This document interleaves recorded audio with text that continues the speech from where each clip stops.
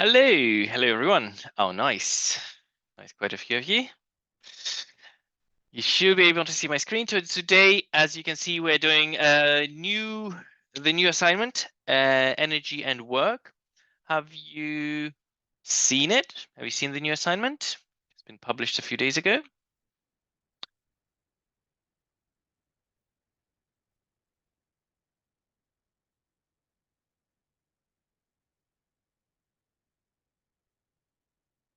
Can people hear me?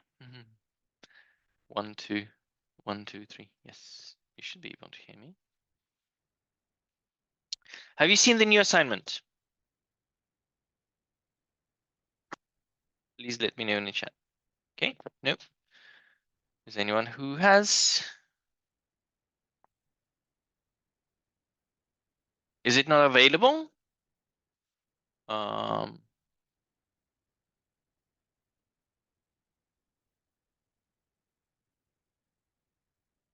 Glanced at it. Okay, it hasn't been posted in our classroom. Okay, not in the classroom yet. It will be there in a few, hopefully hours, but probably more like 1 or 2 days. But yeah, we'll post that in the classroom. So sorry about that. I will send you a link. So if you go to, I'll send you a link.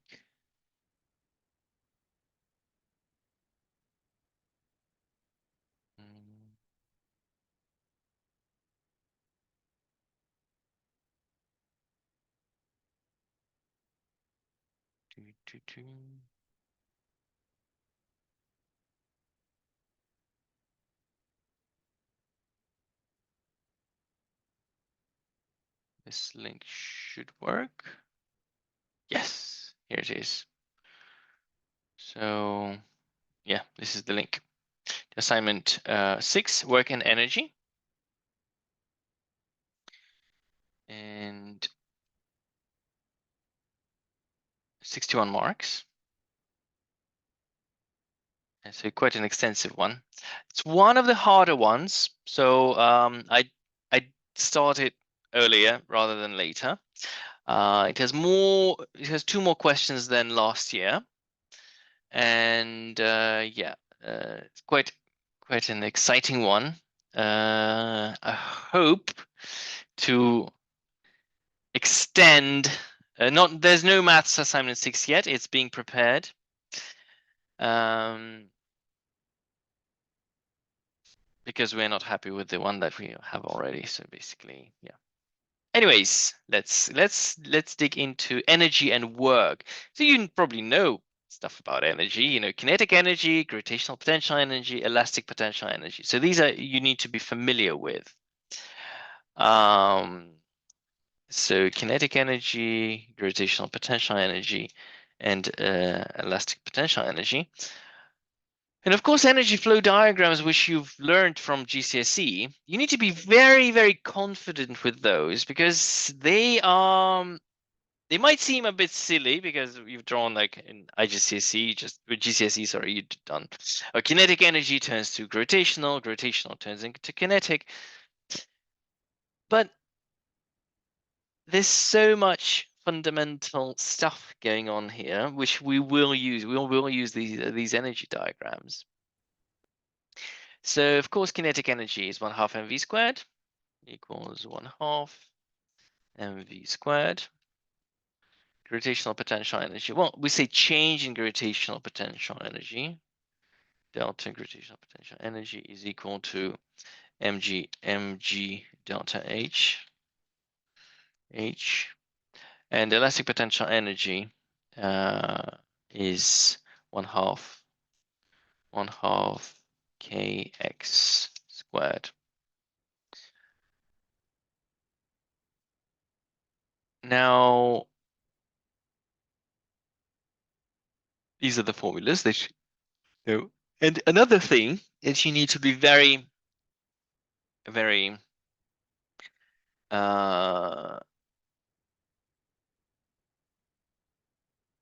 confident with is the work energy principle.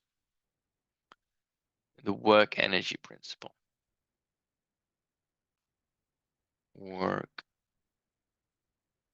energy principle.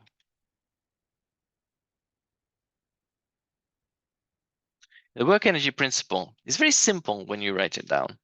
It says that change in kinetic energy is equal to the work done. The work done on the object.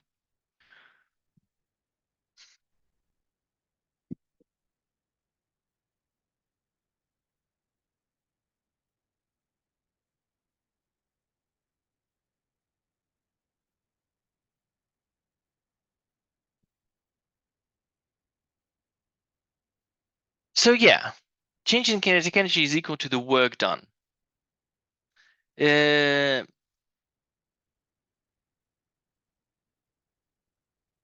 So for example, if you have a ball and you push the ball, you apply a force F, and as a result, the ball moves some distance.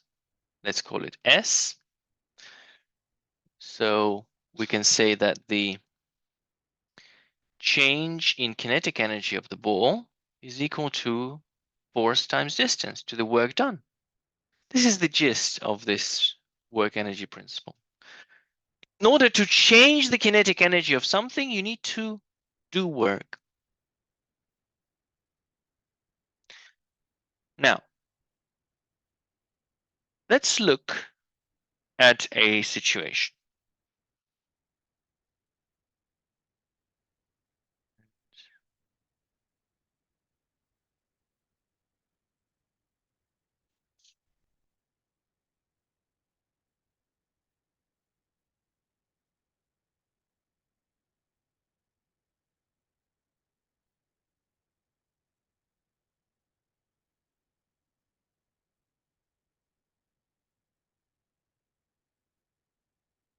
So this is the moon going around the Earth.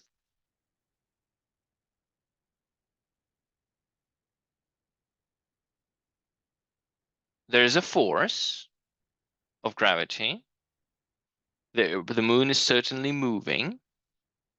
But how do we know for sure that the gravitational force is not doing any work on the moon using the work energy principle?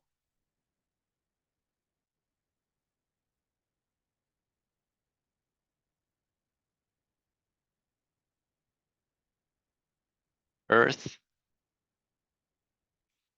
Earth, Earth is not doing any work on the moon.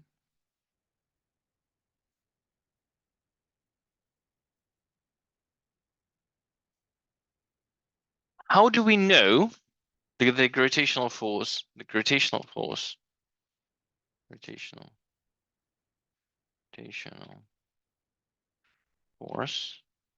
is not doing? The only force acting on the moon is gravitational force.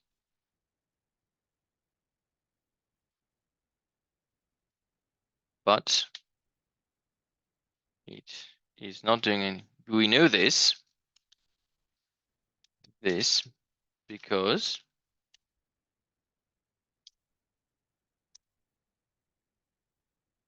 what does the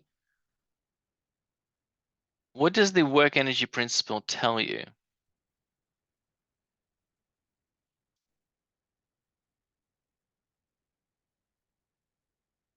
Very good. Raghav. Well, velocity changes technically, but the speed doesn't.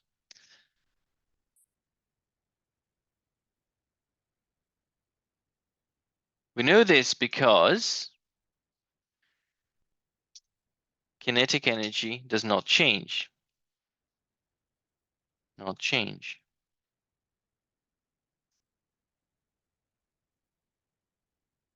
And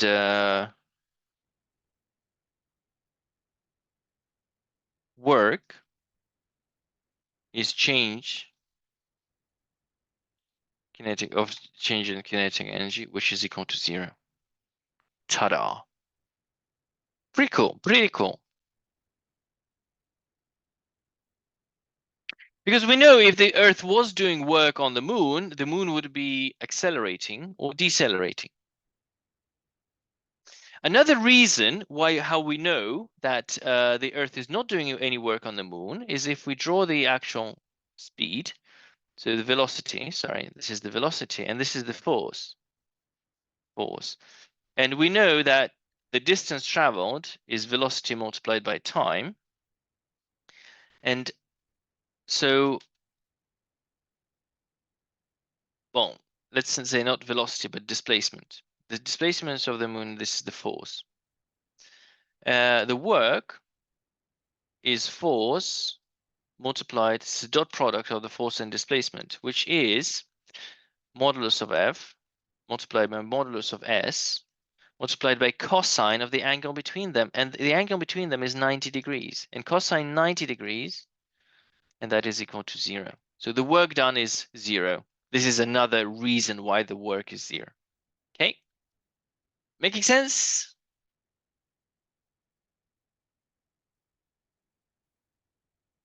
All right.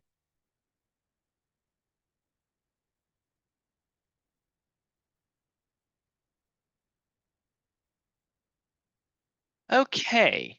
The work energy principle. Very important principle, so please keep it in mind.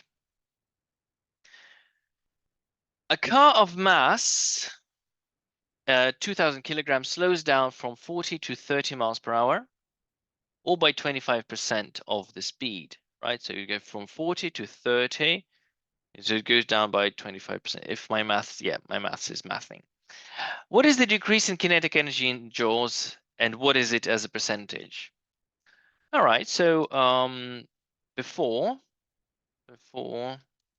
we need to work out the speed. So that's 40 miles an hour. That's what, 17 meters per second. So it's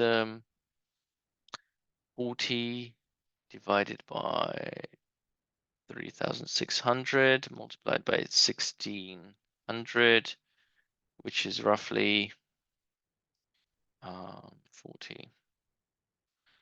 40 times 1,600 divided by 360, 17.8 meters a second. And this is roughly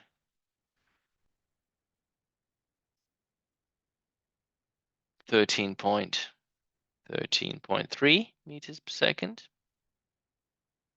So before, kinetic energy before is equal to 1/2 multiplied by 2,000 multiplied by 17.8 squared. And that gives you 1/2, 0.5 times 2,000 times 17.8 squared. 3.17.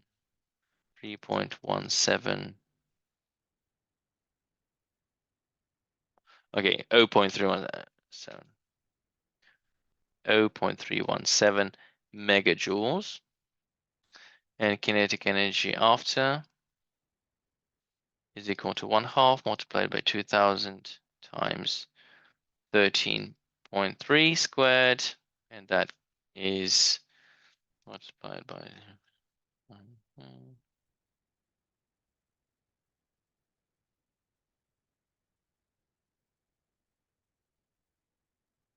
it's 0.178 megajoules. So the change in kinetic energy is 0.317 minus 0.178. It's 0.139. 0.139 megajoules. So that's the change in kinetic energy. This is the energy dissipated as heat, right, in the brakes. So if as it slows down because of the air. So this is the energy transferred to the air. So this is also this is work done by the resistive forces. This is also work done slowing the car. As a percentage, also we do 0.139 divided by 0.317, and we see that it goes down by 44%. 44% decrease. 44% decrease. That is quite a significant decrease because the speed only goes down by 25%. This goes down by 44. So as a rule of thumb, the percentage increase or decrease of the kinetic energy is double the percentage increase of the speed. So if the speed goes up by 10%, the kinetic energy goes up by 20%. It's a rule of thumb. It doesn't exactly work, but roughly 2 times 25 is 50, roughly by 50%, or at least something close to 50%. So this is an interesting consequence. You can try to prove it. Yeah, you can, would be quite interesting. And this, yeah. This can lead places. That can lead to a Taylor series, by the way. Ooh, exciting. But anyways, now let's look at the car slowing down from 10 to 0, and then kinetic energy before is 1/2 multiplied by 2000 multiplied by 10 miles an hour. So that's what, 4 times less. So 17. Okay, 10 divided by 3,600 times 1,600. So that's 4.44. 4.44 squared, and that's squared times 1,000. 0.020 megajoules. So it's significantly, like 7 times less. And kinetic energy after, of course, is 0 megajoules. And therefore, the change in kinetic energy is 0.020 megajoules. And of course, this is 100% decrease because you started off decrease. It is 100%. It is 100% decrease of speed. So it is 100% decrease of kinetic energy, of course, right? So this rule doesn't apply here. It's an extreme case. That's why I say it's a rule of thumb. It works for reasonable cases, but not the extreme ones. So what do we see here? We see that the same change in speed produces a very different change in kinetic energy. I want you to appreciate that. Same change in speed. So conclusion.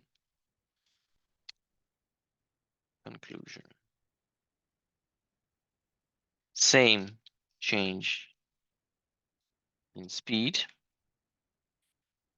can cause a very different change in kinetic energy. That makes perfect sense if you think about work, right? If you're pushing the car at 20, if you're pushing the car and the car is moving at 10 meters a second, you will do more work because work is force times distance. A faster car, so work is force times distance.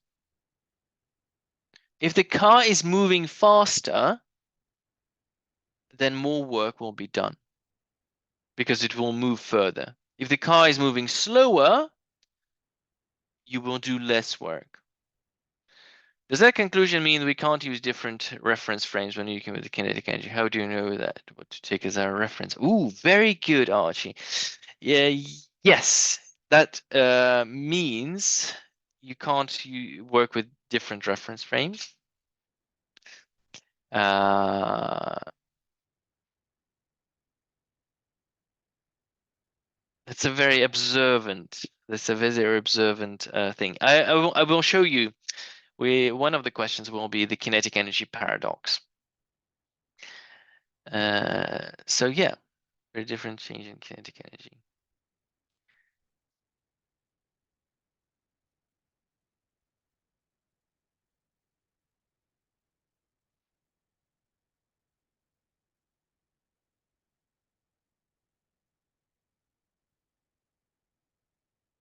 So basically, kinetic energy is not independent of the frame of reference. That's very important. What should we take a reference then? Why should we take the Earth as a reference when kinetic, like we do with most mechanics problems?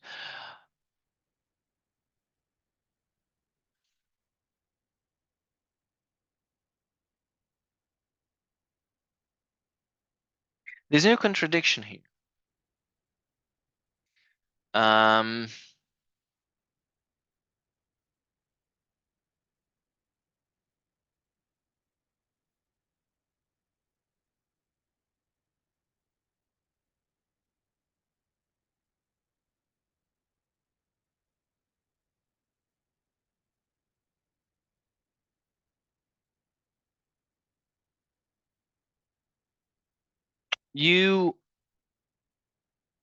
as long as you're inside one reference frame, your calculations won't be correct. As long as you're inside a single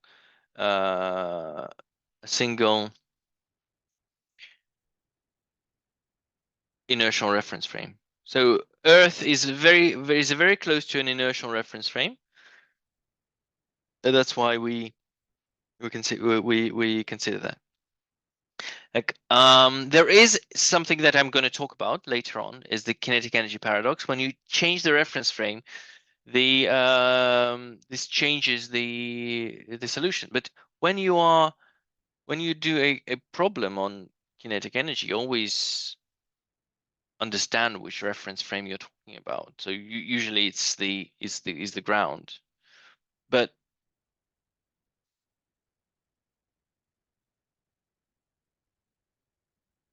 it's just if you try to give the kinetic energy in the reference frame in a different reference frame, you'd get a different answer.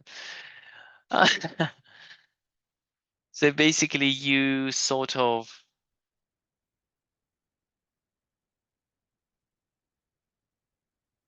let me think about it. Let me think about a better answer to that question because I'm going in circles. As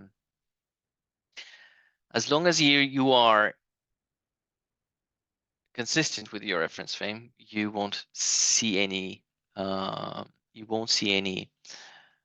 problems, right? And I will demonstrate to you, and in the assignment, I also demonstrate that changing a reference frame does change the answer, but it doesn't cause any violation of the conservation of energy. Okay, this was a little bit of theory going on. So I did a demonstration. I did some calculations, but still, it's more like a theoretical question. Let's get on with some practical stuff. A car of mass 1.5 tons accelerates to 75 in 30 seconds. What is the gain of kinetic energy? Oh, I love this question.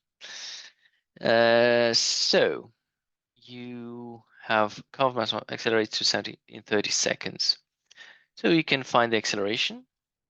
The average acceleration is equal to the change in velocity. So 72 kilometers an hour, that is what, 20 meters a second.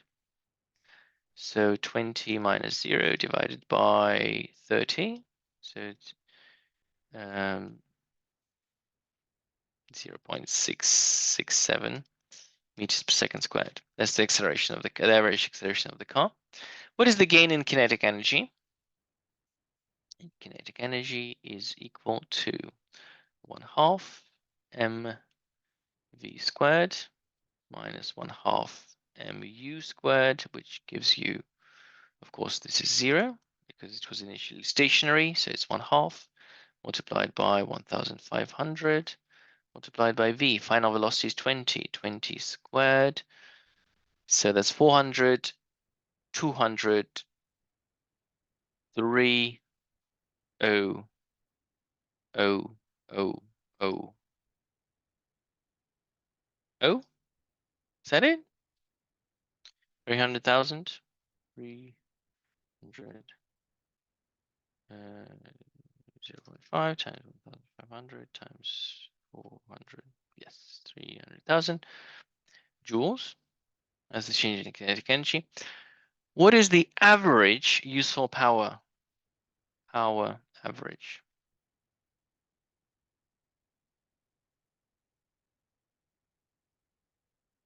is equal to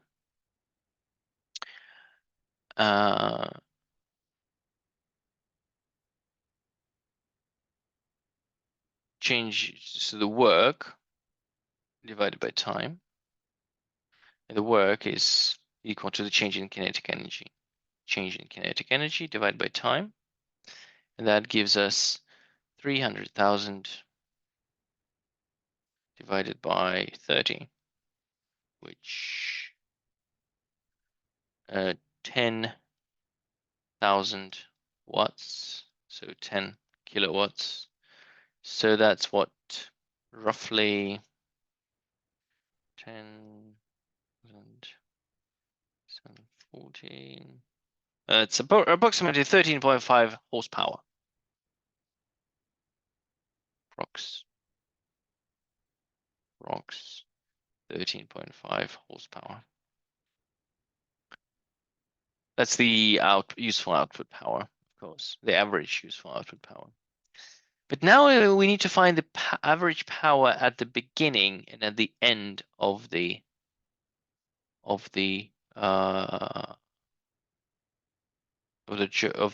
journey of this period of the 30 seconds. Power final value for power.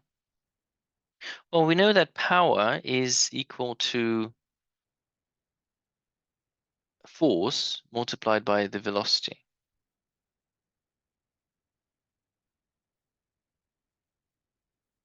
Force multiplied by the velocity. And force, as we know, is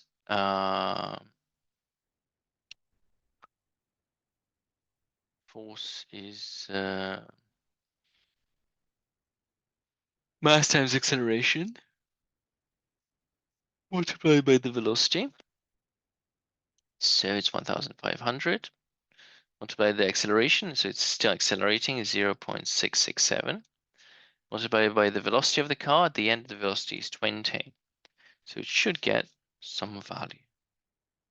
500 multiplied by 0.667 multiplied by 20, so 20,000. It's 20,000 watts, so it's 20 kilowatts. And power, the initial useful power delivered, well, it's force times the velocity, which is mass acceleration times the velocity, which is 0. It's 0 watts. Interesting. The initial power of the car is 0 watts.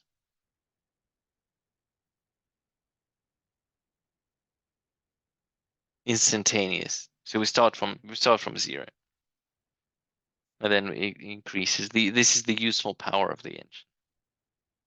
And we'll see why in the future question. Basically, what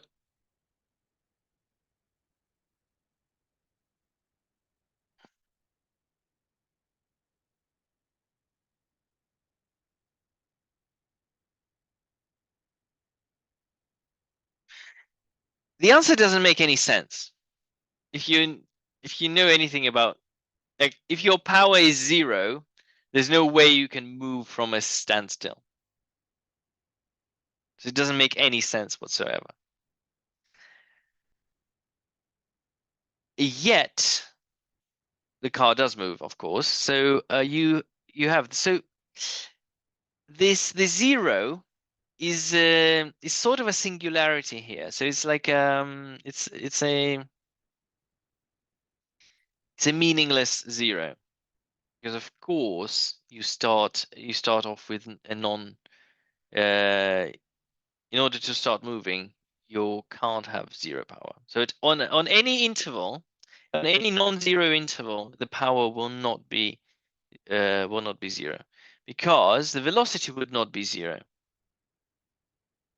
So this is a meaningless. But can energy not be converted from one form to another to gain energy, in turn do work?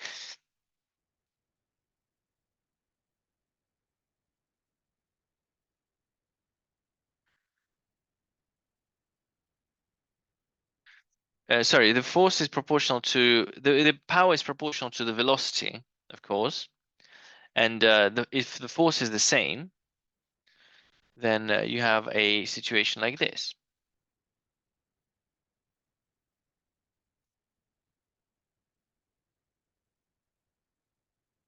Power, and this is time, and then this is 30 seconds, and this is 0 seconds. So the power, the useful power output of the car increases like this. So there's a question, but can energy not be converted from one form to another to gain energy in order to do work? Yes, of course. The chemical energy in the fuel is converted to work, to useful work.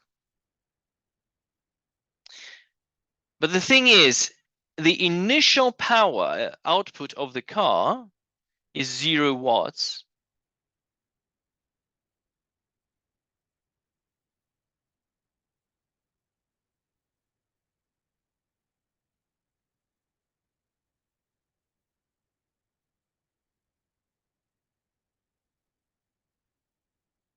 Yes, and so yes, I will tell you where this how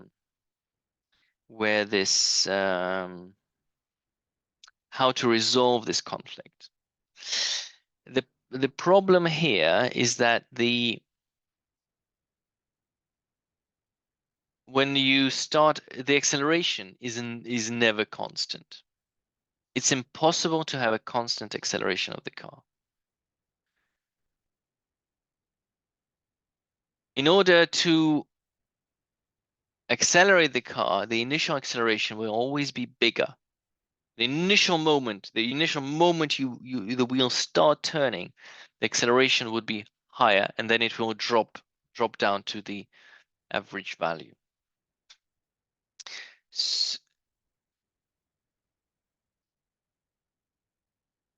So okay, what am I saying? So must be very tired today.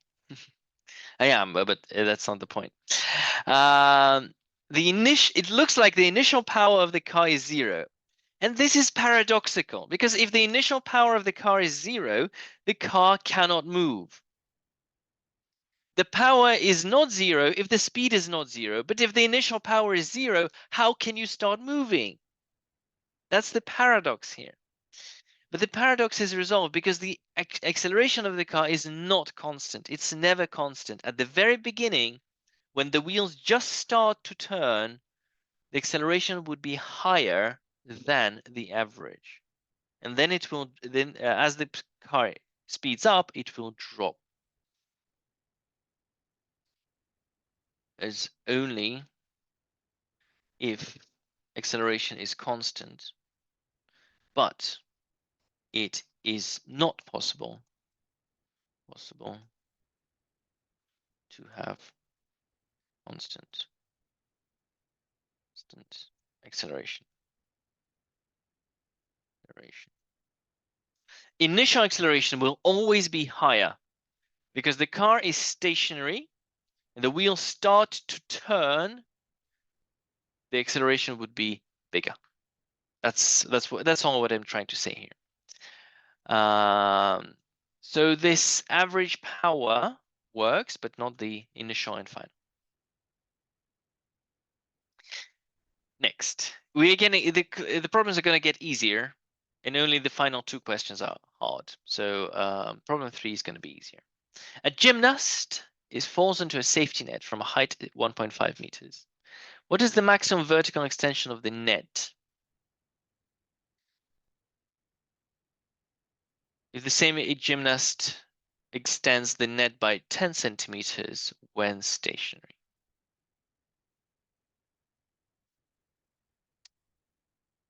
Okay. So we have a net, a safety net. And when the net is stationary, you see when the gymnast is stationary, the net goes down by 10 centimeters. When the gymnast falls from 1.5 meters, 1.5 meters,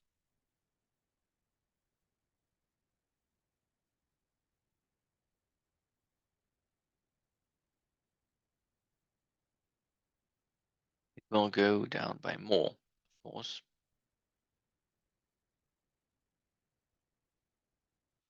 And you need to find this value. Let's call it x. Okay, does that make sense? Any questions?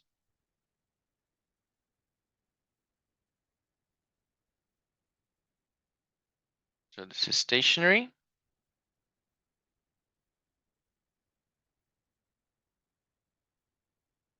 And this is falling from 1.5 meters.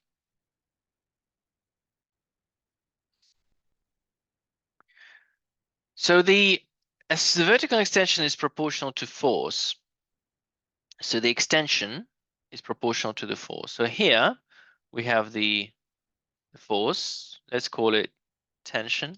Why not? Although technically no, it's not. It's not force. It's just let's call it F. And down is mg.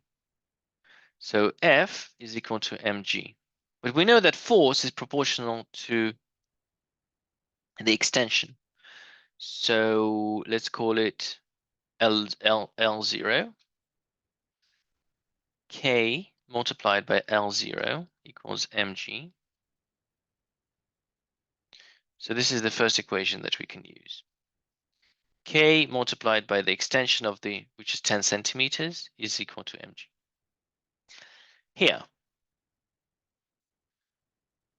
well, we have to have energy conversion. So we have gravitational potential energy turns into kinetic energy and turns into elastic potential energy.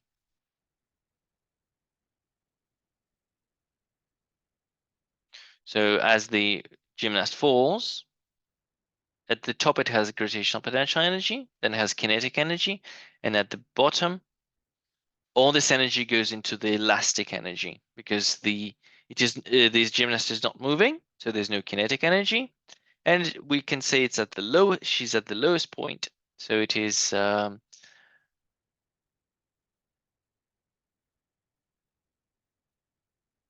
This is the GPE is 0. Okay, So at the top,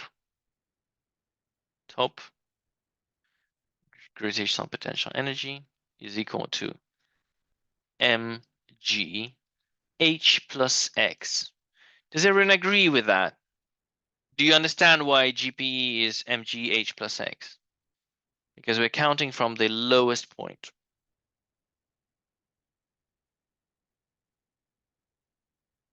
Does that make sense?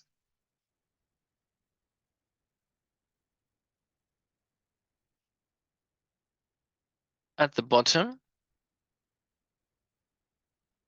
there's no kinetic energy. There's no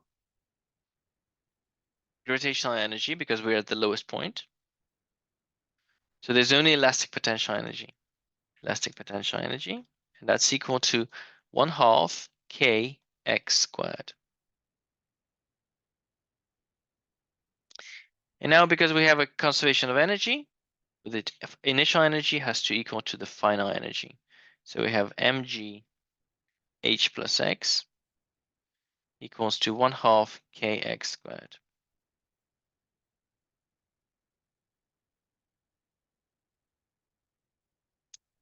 And remember this, mg is KL0. So we can write it here. KL0 h plus x equals 1/2 kx squared. Ooh, interesting. K cancels. So L0 h plus L0 x equals 1/2 x squared. It's a quadratic equation. Yeah, we know how to deal with those. So we multiply everything by 2. X squared minus 2L0x minus 2L0h equals 0. I'm gonna solve it by completing the square. So a fancy way of doing it, so it's going to be x squared minus 2L0x minus plus, sorry, L0 squared. It's a complete square minus L0 squared to compensate the L0 minus 2L0h. So x minus L0 squared is equal to L0 squared plus 2L0h. X equals L0 plus or minus square root of L0 squared plus 2L0h. Now, we know that x is positive, and we know that L0 squared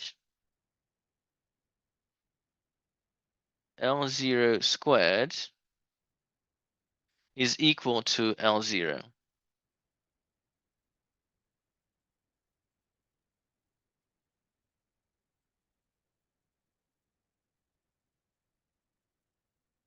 Okay? It can't be negative, so therefore L0 squared, it has to be L0. Therefore, L0 squared plus 2L0h has to be greater than L0. That means minus is not possible because the minus would lead to a negative answer. Minus would lead to a negative answer. So x has to be L0 plus square root of L0 squared plus 2L0h. And then we can calculate that. So it's 10 centimeters plus square root of 10 squared plus 2 times 10 times 150,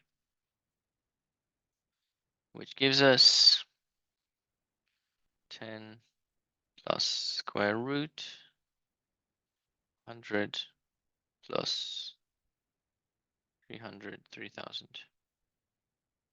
3,000, which is 65.7 centimeters. 65.7 centimeters. A very reasonable answer.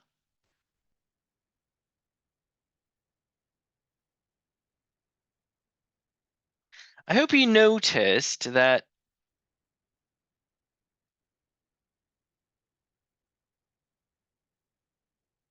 physics, which is also known as the fun part of the question, is this. This is physics.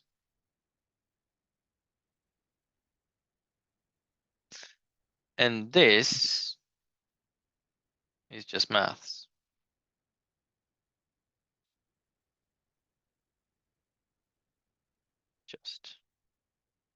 Just maths. So, I mean, I solved like when you do physics, you just you use the conservation of energy, you write it down in an equation, and that's it. That's the end of physics. And now it's the math domain, and then you just solve the quadratic equation. Because from now on, you don't have to know anything about, you don't need to know what X stands for. Okay, as long as I tell you that X is positive and that all the values are positive, you don't need to understand what they stand for. If I ask, even if you're if you're a well-trained monkey and I tell you find X, you'll be able to do it without any knowledge of what X is. That's the beauty of maths, that it allows you to solve stuff without knowing what what you're doing. And sometimes maths allows you to uh, math leads to scientific discoveries. Yeah, some of the physics, some of the discoveries in physics were led by maths. They said the maths says that there has to be black holes, and then they found black holes. So yeah, that maths is extremely powerful, but you do need to realize that where physics, what is physics and what is math. Problem 4, a very similar one. A ball of mass m falls from onto a spring of stiffness k from height h. What is the maximum speed of the ball?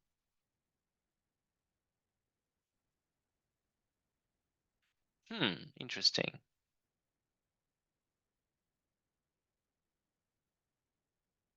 Any ideas? Can anyone help me? Can anyone help me out with this one?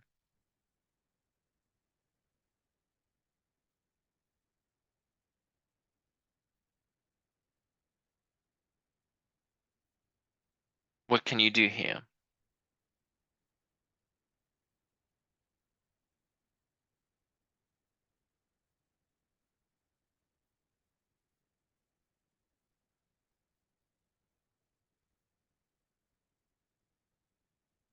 While you're thinking, I've thought of another very beautiful method of solving this.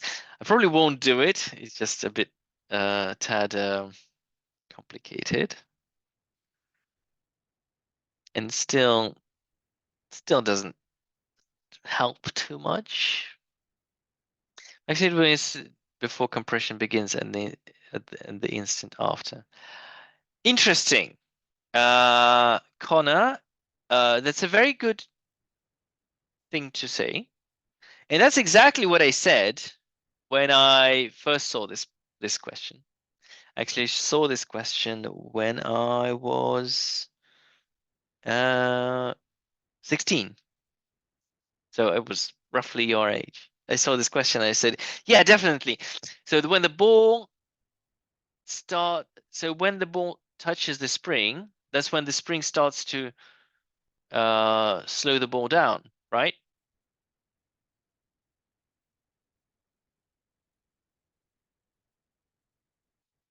Very good, Lucy. Yes, yes. The ball still accelerates because the spring force is not enough to slow it down. Right. So it will start accelerating. So we have a sequence here. The ball touches the spring. So Lucy, you are completely correct. It's not a terminal velocity. So when the ball touches the spring, so let's this be the spring. So the spring is like this.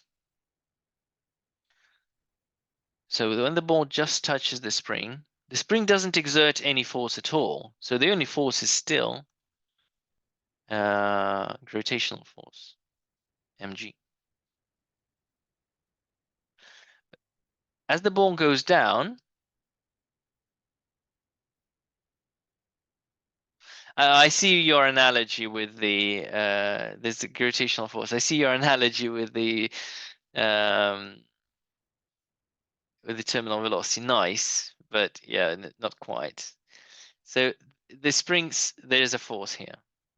And only when the spring compresses quite significantly,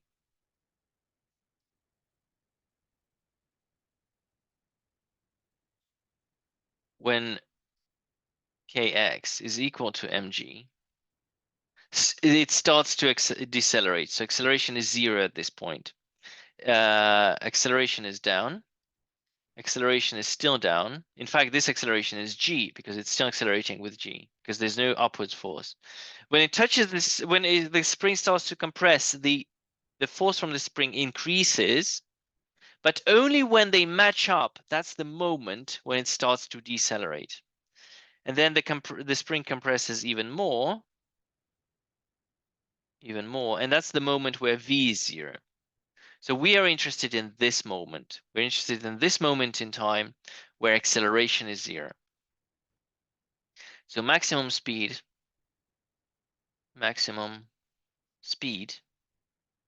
when acceleration is 0. And that is, i.e., when mg is equal to kx. So x is equal to mg divided by k. Now we know m, we know g, we know k, so we know x. All right, so the ball is here. It has moved, the spring is compressed by x. So this value is going to be L minus x.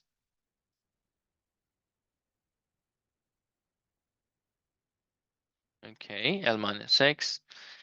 And all right, and now we do a conservation of energy. So at the top, we have gravitational potential energy turning into kinetic energy plus elastic potential energy. So the ball will still have kinetic energy at this point. So we have gravitational potential energy. So we have mg h minus L minus x. That's the change in gravitational potential energy as it goes from here to here. So the top, bottom. So there's a change in height is equal to the kinetic energy, so it's 1/2 mv squared, plus elastic potential energy. Elastic potential energy, so it's 1/2 kx squared.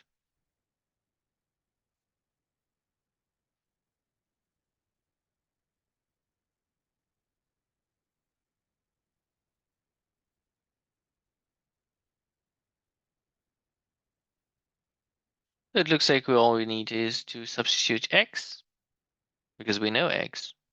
So mg h minus L plus x equals 1/2 mv squared plus 1/2 kx, which is m squared g squared divided by k squared. So k cancels. M cancel. Ooh, just one of the m cancels. Okay. Do we want to? Yeah, we want to cancel m. And then multiply everything by 2. 2g h minus L plus mg over k equals v squared plus g squared over k. Interesting. Okay.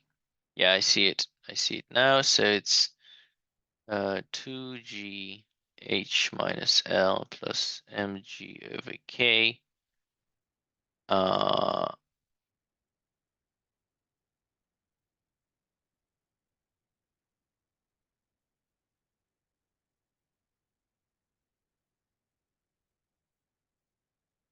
It just becomes 2k. Okay, v squared. Because this is 2 over 2, and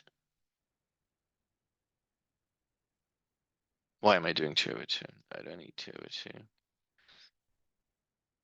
Well, yeah. Anyways, it's gonna be 2. Do check it if you're not sure, if you don't believe me, but yeah, and that's v. That's the maximum velocity. Is 2g h minus L plus mg over 2k.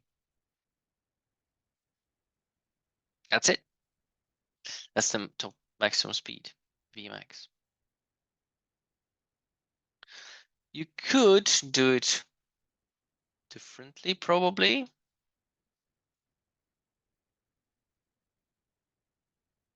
You can say kinetic energy is equal to GPE minus elastic potential energy. So this is alternatively. So 1/2 mv squared. Oh no, I don't need that.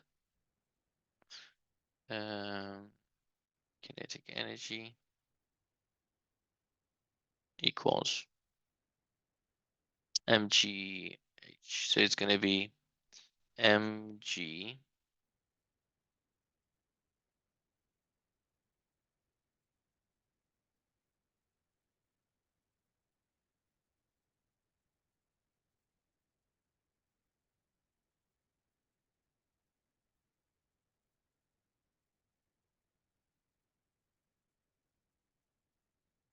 No, sorry, I'm not going to go there. I wanted to differentiate it, but I need to introduce a new variable, which is the amount it moves down. So it's just not going to be pretty, not as pretty as I hoped. So yeah, just leave it. Let's leave it like this. Okay, yeah, Rahul, that's fine. If you need to leave, that's fine. The recording is going to be available after this end of the session. Problem 5. A policeman is investigating a traffic collision. A car left skid marks of length 60 meters. What was the initial speed of the car? If the coefficient of friction is 0.5. This is a very important, thing. I mean, when you come to investigating a car crash, for example, you need to know how fast the cars were moving, because depending on that, you can understand whose fault it is. And possibly prevent future collisions at this part of the road. So the car left skid marks of length 60 meters. What was the initial speed of the car? The coefficient of friction of 0.5. So it seems like there's not enough information. There's the skid marks and the friction, but what's happening? So when the car starts to slow down, starts to slide. So if you slam the brakes, the car will start sliding and it will leave skid marks. So basically, it travels a distance S, and the force. So the work done is force multiplied by distance. But the force is friction. The force work is friction. So change in kinetic energy, work is equal to the change in kinetic energy. So force times distance, and the only force acting on the car is friction. And we know that the force of friction is equal to mu multiplied by the reaction force from the wheels, mu r because it's sliding, multiplied by the distance traveled. So that's, and r is equal to mg. So it's mu mg s. That's the work done by friction. So work done by friction. Technically, the angle between them is 180 degrees, so it has to be minus. It's minus mu mgrs. But actually, you can work. You don't have to do it like this. So okay, work is change in kinetic energy. That's equal to 1/2 mv squared minus 1/2 mu squared. And we know that final kinetic energy is 0, so it's minus 1/2 mu squared. And using the work energy principle, work is the change in kinetic energy, so minus 1/2 mu squared equals mu mgs minus m cancels, then u is equal to 2 mu gs square root. That's it. That's the initial velocity. So that is square root of 2 times 0.5 times 10 times s, which is 60 meters. 66 square root of 600. 600. So what is that? 10 times 2.5, so about 25 square root of 600. So that's 24.5 meters a second. Meters a second, which is approximately times 3,600 divided by 1,600. About 55 miles an hour. 55 miles per hour. So if it was a 40-mile-an-hour road, you would definitely know that the car was speeding. Important information, very, very practical, very practical application. That's what police does every day. They're trying to work out how fast the cars were going. And I have to say, well, traveling by car has become safer from the beginning of when cars were invented. So that's much safer now. Anyways, problem 6, a toy gun, still one of the most dangerous ways to travel. A toy gun of mass 200 grams is placed on ice with no friction. So this is a very similar problem to the one in the assignment. Shoots a pellet of mass 40 grams at the speed of 30 meters a second. Find the work done by the gun.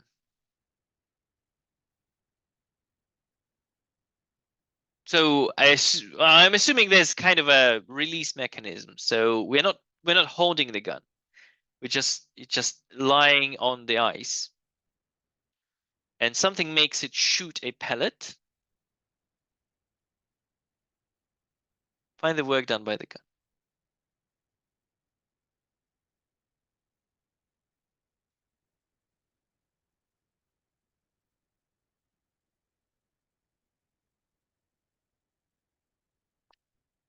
Thoughts? How can you do this question?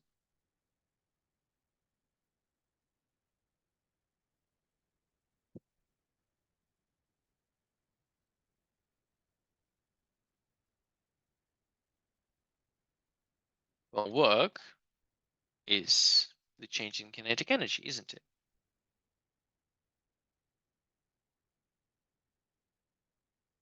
Ooh, Archie. Yes, very nice.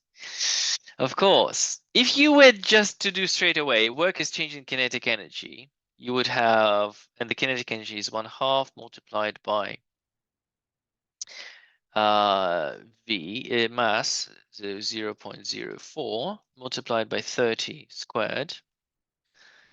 That would be the change in kinetic energy of the pellet. But you didn't take into consideration that the gun also starts to move. So if the pellet moves that way, the gun starts moving that way. And this is V, which is 30 meters a second. You don't know the speed of the gun, but you can work it out. You can work it out from the conservation of momentum. Conservation of momentum. The momentum of the pellet is equal to momentum of the gun. So M times V equals M times U. So 40 times V, which is 30, equals 200 times, no, you see, I'm not doing units conversion here because I already see that its mass is going to be grams and grams will cancel. So I'm allowed to do that. I don't have to convert units if I know that the grams will cancel out. So U is 40 grams times 30 meters a second divided by 200 grams. You can see grams cancel, and we got 120 divided by 200. So is that 6 meters a second? Is it? Yeah, 6 meters a second. 6 meters a second. Don't need to calculate.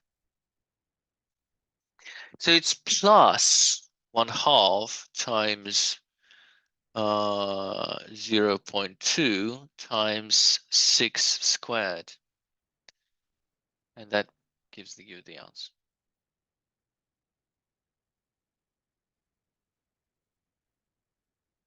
In school. Okay. Yeah, I get 6. Okay. So yes, these you can work it out. I mean, the work done is the changing of the kinetic energy of the system and change of the kinetic. So you have to include every single one of them. Because it's a scalar, you can just add them.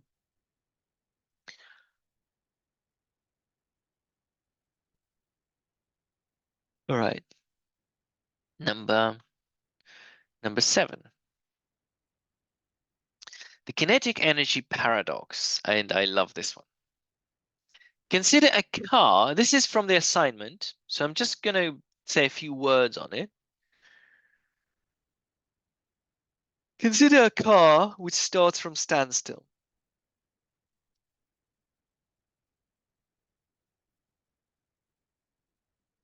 The engine uses up some fuel, so some very real fuel.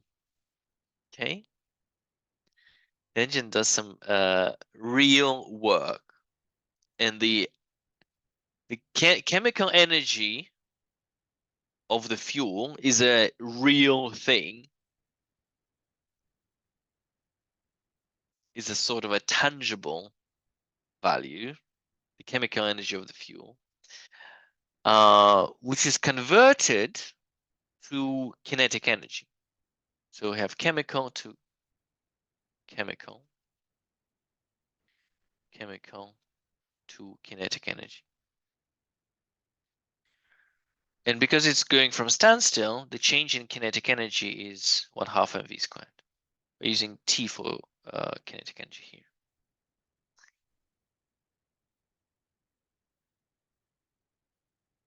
And because there was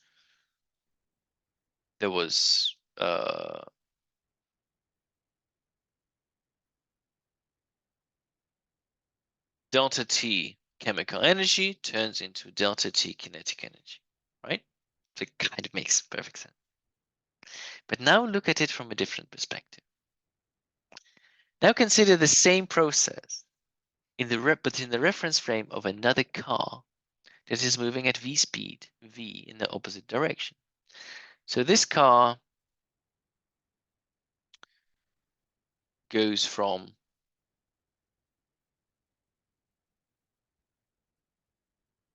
goes from 0 to 10, or 0 to V, 0 to V, and does delta T equals 1/2 mv squared of work. So the engine does 1/2 mv squared joules of work. That's fine. But now imagine you are sitting in a different car which is moving at velocity v. In your frame of reference, in the frame of reference of this car doesn't go from 0 to v. It goes from v to 2v. Because initially, you look at the car and it's moving towards you, right? So to us, relative to the ground, the car is stationary. But relative to you, the car is moving towards you. And the car accelerates towards you from v to 2v. And the change in kinetic energy is 1/2 m2v squared minus 1/2 mv squared, which is 3/2 mv squared. So the delta kinetic energy in here is 3/2 mv squared. How can that be? You're burning the same amount of fuel and you're creating a change in kinetic energy. You're creating a change in kinetic energy because you're using that fuel, you're burning the fuel to change the kinetic energy. But if you look from a different perspective, somehow you don't you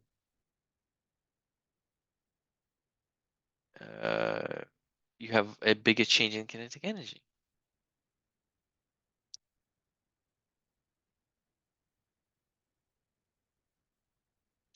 So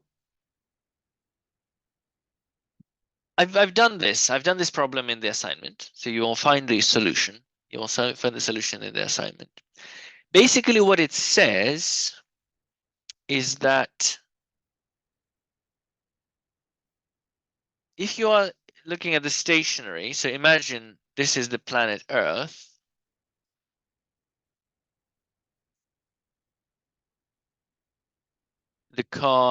When the car accelerates forward, it causes the planet to move backwards at a velocity, let's say delta, well, let's say u. The Earth moves back with velocity u because the car moves forward with velocity v because of conservation of momentum. The Earth moves a little bit backwards when you start your car. But the kinetic energy in the reference frame of the Earth, the kinetic energy of the Earth is going to be very small because even though the Earth is very, very large, the speed would be so small that the kinetic energy of planet is negligible.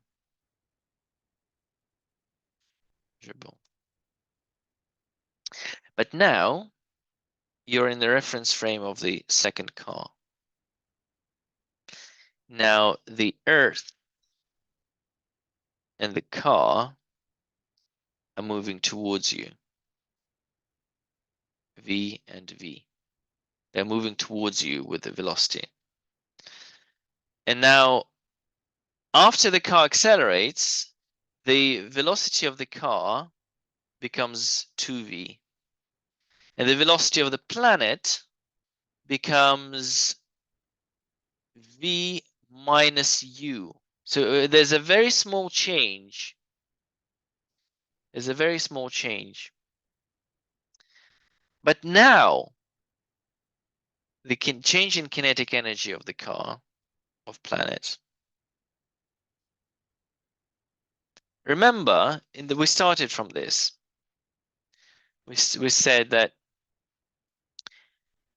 if you are moving, if the car is moving fast, the same change in speed causes a significant change in kinetic energy.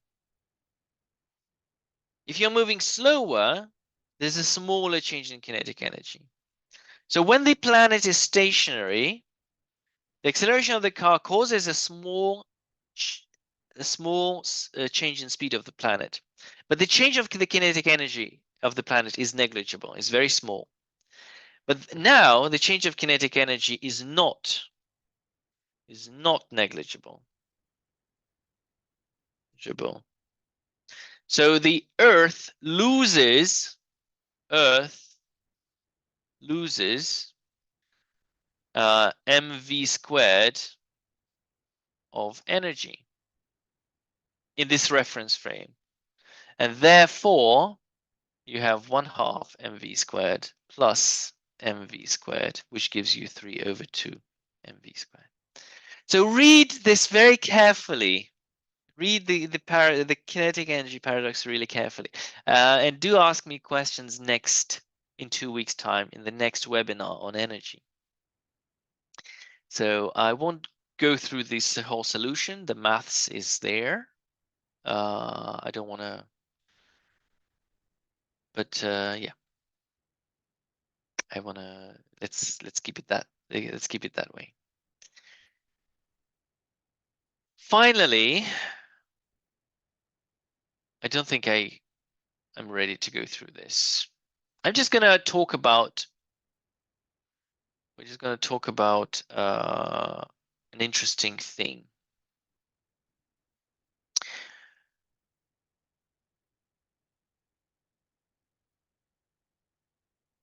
Let's say you are a bungee jumper. Okay. There's a bungee jumper. So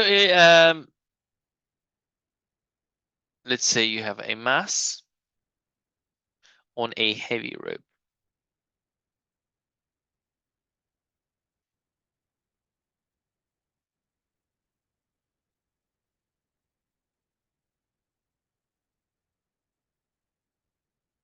This part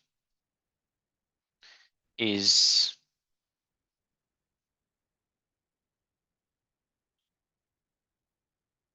let's call it L. Sorry, L. Now, a free-falling object. So obviously, as the bungee jumper falls, you would fall through a distance of 2L.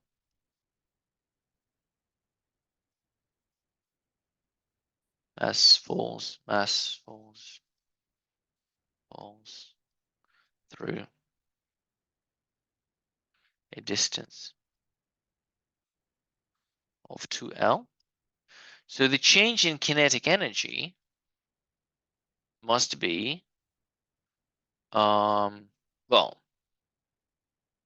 a free-falling mass. So if it was a free-falling mass, so we're comparing a free-falling object and a object on a heavy rope. So object on a rope, the free-falling object,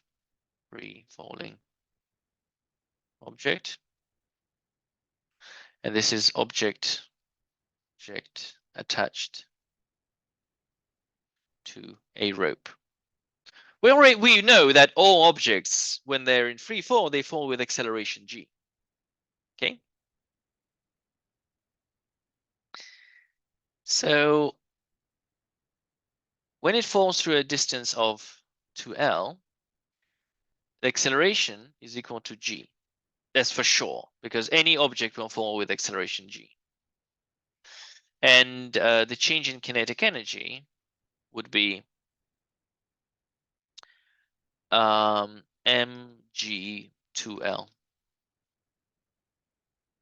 All right, makes sense.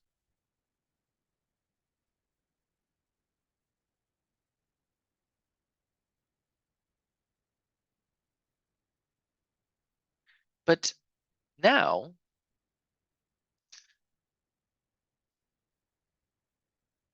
sorry, does everyone understand what I'm talking about? Have I lost anyone here? Do you understand what I mean? So we have two situations. We have a free falling object.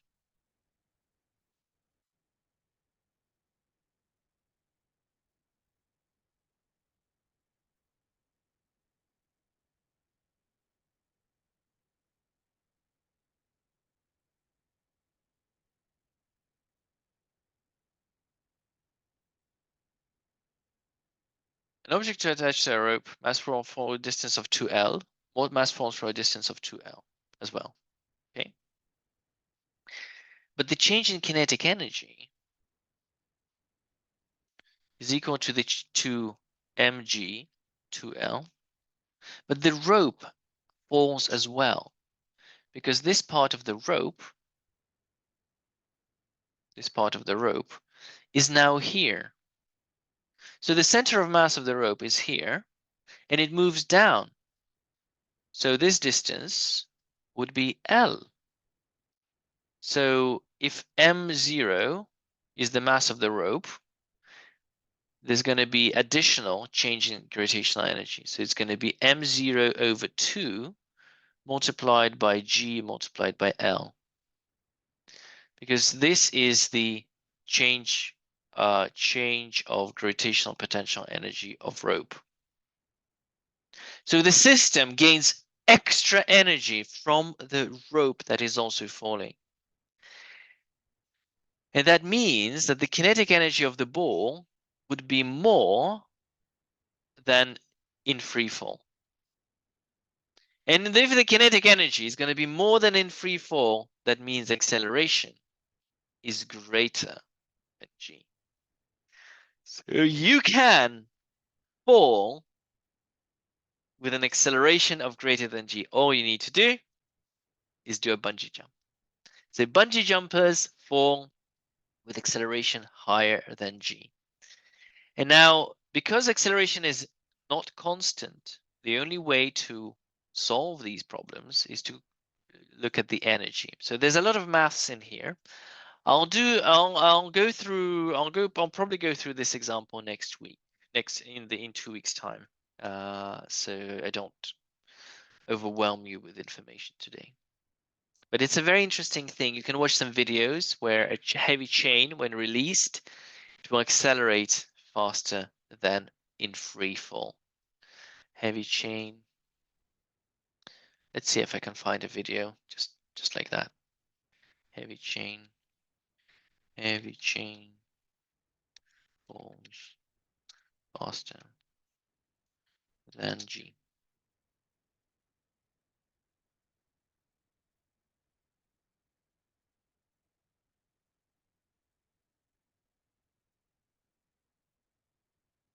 I can't find anything here, but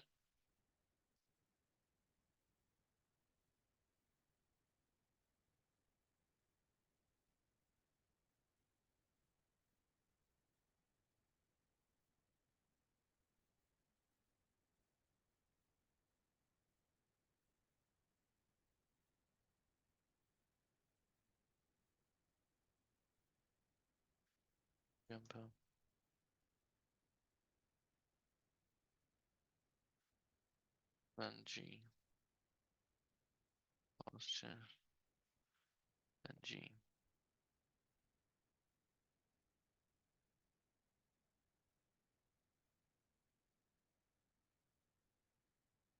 No, I can't see it, but you can understand that when the bungee jumper is falling.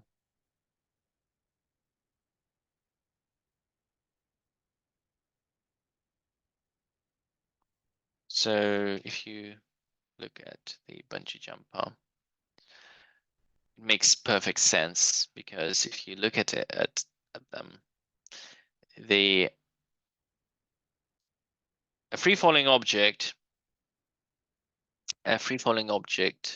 has acceleration g. Why?